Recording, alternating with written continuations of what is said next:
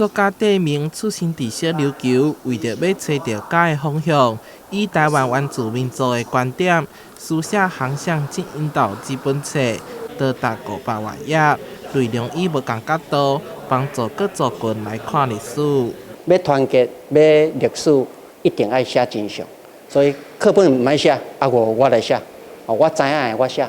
至少这个故事，我以我的故乡开始。台湾的历史爱由台湾的原住民族来讲，伫每一个故事发生的地点，作者拢实地调查，将历史的片段会当完整组合。故事非常曲折啦，这种我写的拢是事实真的，伊生的这个囝买手三星对台湾历史影响非常的大，所以我拢甲写出来。从里面找出我们的一些过去的历史治疗我们的历史的伤痛，然后来跟台湾更团结。它可以给我们在地的居民，让还有一些我们台湾人更了解我们自己的台南到底是怎么来的哈。这边从台江内海外海怎么一个在我们这边生活的土地里面，我们来了解它。10月15号下晡2点，将伫科区美学共享空间2楼举办新册分享会，欢迎对台湾历史有兴趣的朋友报名参加。